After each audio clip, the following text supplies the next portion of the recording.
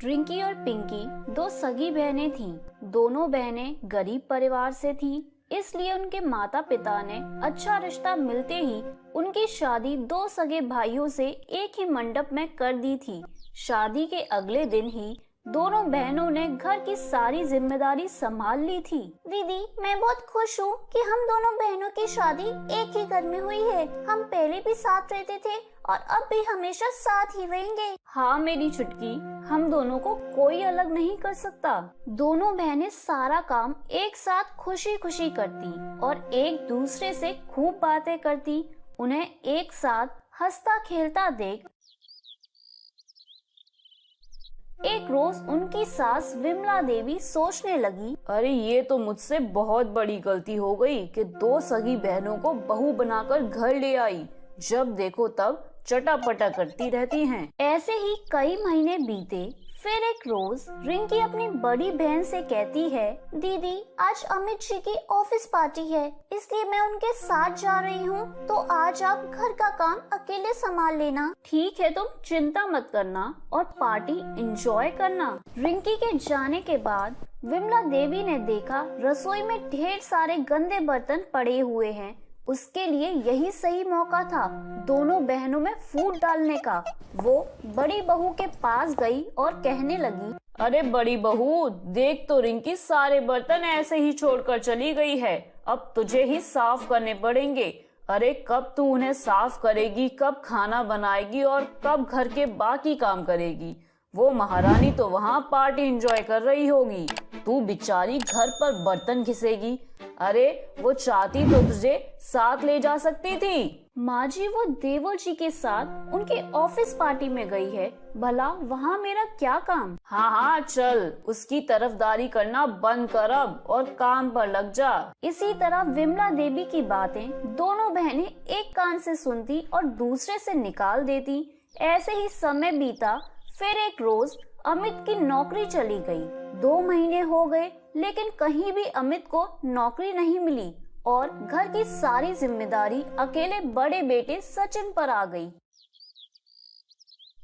फिर एक दिन रिंकी पिंकी के पास आई और कहने लगी, दीदी, मेरा साबुन खत्म हो गया है, क्या आप मुझे कुछ पैसे दे सकती हो साबुन लेने के लिए? रिंकी, तुम मेरे साबुन से नहा लो, मेरे पास अब पैसे बचते ही कहाँ हैं। सारे पैसे तो घर खर्च में लग जाते हैं।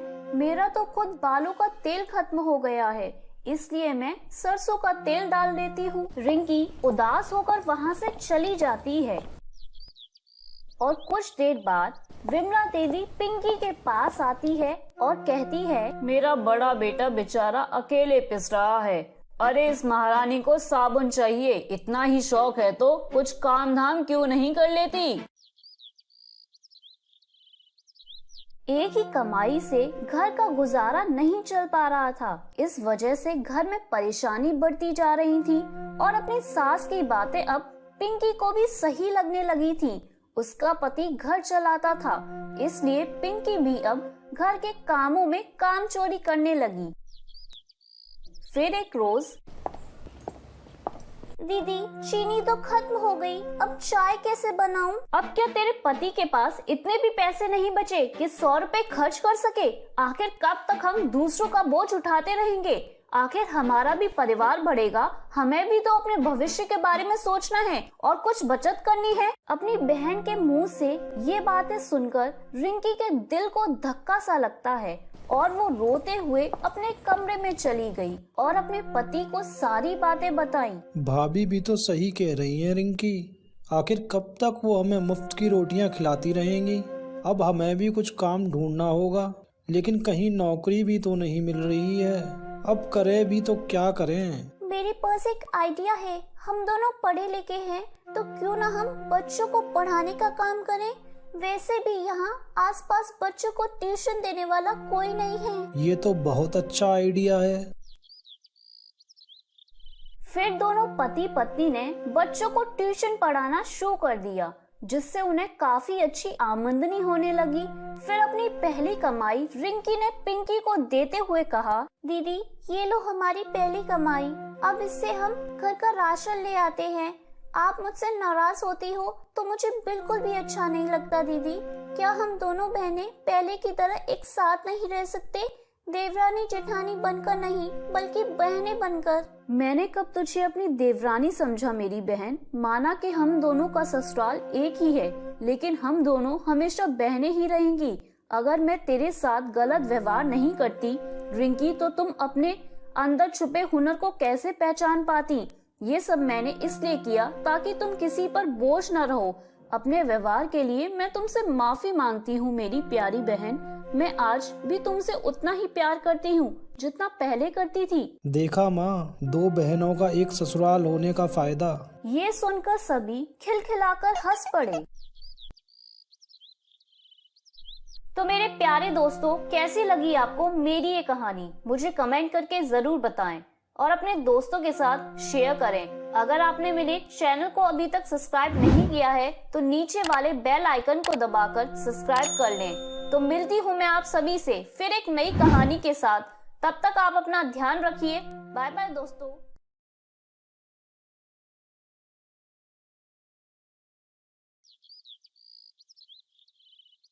हरिगढ़ नामक गांव में हरिशंकर और उमा अपनी बेटी पीहू के साथ रहते थे। हरिशंकर दिहाड़ी मजदूरी का काम करता था, जबकि उमा लोगों के घरों में झाड़ू पोछे का काम करती थी।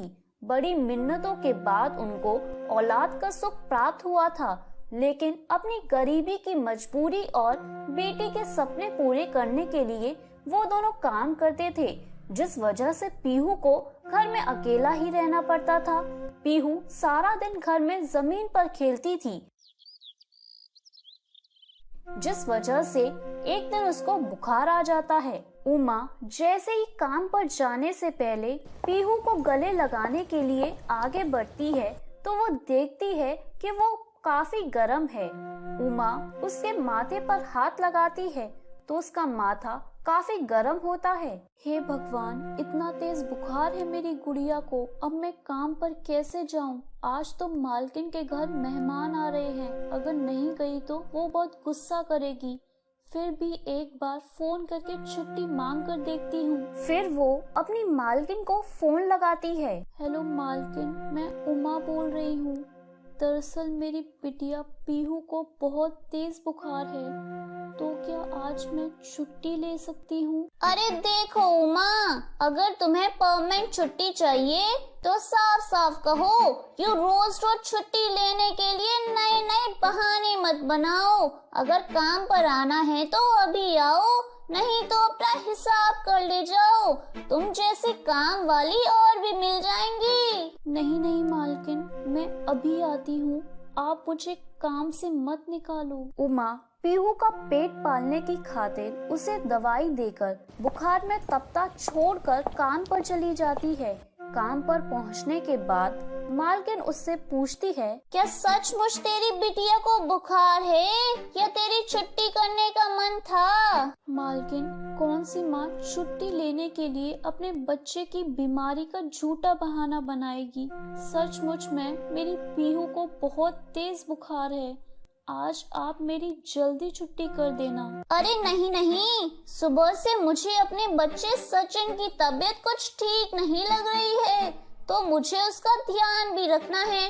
और आज तो कुछ मेहमान भी आ रहे हैं, तो उनके खाने की तैयारी भी तुम्हें ही करनी है। मेरी भी मजबूरी समझिए मालकिन, मैं काम पर तो आ गई, पर मेरा सारा ध्यान, मेरा मन मेरी बच्ची की ओर ही है। अरे बस बस, रोना बंद करो और साफ सफाई में लग जाओ। बेचारी उमा आंखों में आंसू, मन में उदासी और चेहरे पर चिंता लिए काम में लग जाती है। और दूसरी तरफ मालकिन बेड पर बैठी अपने बेटे रोहन को अपनी गोद में लिटाकर टीवी देख रही होती है। ऐसे ही 20 साल बीत जाते हैं। पीहू और सचिन दोनों ही बड़े हो गए थे। जब भी उमा लोगों के घरों में काम करने जाती तो पीहू को बहुत बुरा लगता, इसीलिए वो अपनी पढ़ाई के साथ साथ एक मॉल के शोरूम में सेल्स गर्ल की नौकरी करने लगती है। एक दिन सचिन अपने दोस्तों के साथ मॉल में शॉपिंग करने आता है, तो वो पीहू को पहचान लेता है। शायद मैंने तुम्हें कहीं देखा है। अरे याद आया, तुम तो वही हमारी नौकरानी, क्या नाम है उसका? हाँ याद आया, उमा, उसकी बेटी हो ना? जी वो सर। अरे बस, अब इतना भी क्या नाटक कर रही है? अच्छा, वैसे तेरी माँ है बहुत मेहनती, सारा काम बड़ी लगन और मेहनत से करती है। वैसे तू यहाँ कपड़े बेचने का काम करती है, चलो बढ़िया है। वैसे भी एक काम वाले के बच्चे से ज़्यादा उम्मीद भी क्या कर सकते हैं। अच्छा सुनो, अगर तुम्हें कुछ काम चाहिए हो तो मुझे बता देना। वैसे भी अब तुम्हारी माँ बूढ़ी हो चली है, तो उसके बाद हम तुम्हें काम पर रख लेंगे। सचिन अपने सभी दोस्तों के सामने उसका खूब मजाक उड़ाता है, लेकिन पीहू खामोश रहती है। उसके बाद वो वहाँ से चला जाता है। पीहू दिन भर नौकरी करती और रात को जाकर पढ़ाई, और इधर सचिन सारा दिन मटर गश्ती और रात को दोस्तों के साथ ड्रिंक और पार्टी। एक दिन उमा अपनी मालकिन के घर काम कर रही होती है कि तभी मालकिन सचिन से कहती है, सचिन ये सब क्या है? तुम दिन भर दोस्तों के साथ आवारागर्दी करते हो और रात को पार्टी। तुम अपनी पढ़ाई पर बिल्कुल भी ध्यान नहीं दे रहे हो। ऐसे कब तक चलेगा बेटा? ओ माँ प्लीज, अब आप फिर से लेक्चर देना शुरू मत कर देना। हम अमीर लोग हैं, अमीर, हमारे अपने शौक हैं। अगर हम अभी अपनी लाइफ एंजॉय नहीं करेंगे तो कब करेंगे? और पढ़ाई लिखाई और कमाने के लिए तो सारी उम्र पड़ी है ना। यही तो टाइम है हमारा एंजॉय करने का। और मुझे नौकरी वोकरी में कोई इंटरेस्ट नहीं है। मैं तो अपना बिजनेस करूँगा, बिजनेस, और उसके लिए मुझे आपसे पैसे की जरूरत होगी। अरे सोमा की बेटी को देखो, दिन रात पढ़ाई भी करती है और साथ में नौकरी करके अपना और अपने परिवार का पेट भी पाल रही है और अपने माता पिता का भी बहुत ध्यान रखती है। अब माँ प्लीज यार, मैं कोई काम वाली का बेटा नहीं हूँ, मुझे पैसे की जरूरत है, मुझे पैसे दो। सचिन लड़ झगड़ कर अपनी माँ से पैसे ले जाता है और दिन रात पार्टी करता है। इधर पीहू और भी कड़ी मेहनत करती है और नतीजा ये हुआ कि वो खुद का एक एप्लीकेशन सॉफ्टवेयर डेवलप करती है, जो बाद में एक डिजिटल कंपनी में बदल जाता है। पीहू ने लोन लेकर खुद की डिजिटल कंपनी स्टार्ट कर ली और 2 साल के अंदर ही सारा लोन चुकाने के बाद अपना एक बड़ा सा बंगला, कार और घर में काम करने के लिए नौकर रख लिए। अब तो पीहू के माता पिता बस आराम ही करते। वहीं दूसरी तरफ सचिन अपने बिजनेस में खूब पैसा लगाता है, लेकिन काम पर बिल्कुल भी ध्यान न देकर पार्टी में बिजी रहता है, जिसका नतीजा ये होता है कि उसकी कंपनी घाटे में जाने लगती है और उसको बचाने के लिए वो अपनी माँ से और पैसे मांगता है। माँ मुझे और पैसे की जरूरत है। अरे सचिन बेटा, मैं तुम्हें पहले ही 50 लाख रुपए दे चुकी हूँ। जानता हूँ माँ, लेकिन कंपनी लॉस में जा रही है और उसे पटरी पर लाने के लिए हमें और पैसा लगाना होगा। लेकिन मेरे पास अब पैसे नहीं है तुम्हें देने के लिए। माँ मैं इस घर पर बैंक से लोन ले लेता हूँ। अनीता भी सचिन की बातों में आ जाती है और अपने घर को गिरवी रख देती है और बैंक से मिले पैसे सचिन को दे देती है। फिर अनीता को पता चलता है कि सचिन सारा पैसा सट्टे में लगा रहा होता है और वो सारा पैसा हार जाता है। एक दिन उमा अपनी बेटी के साथ अपनी मालकिन के घर आती है। तभी अनीता और सचिन आपस में बात कर रहे होते हैं।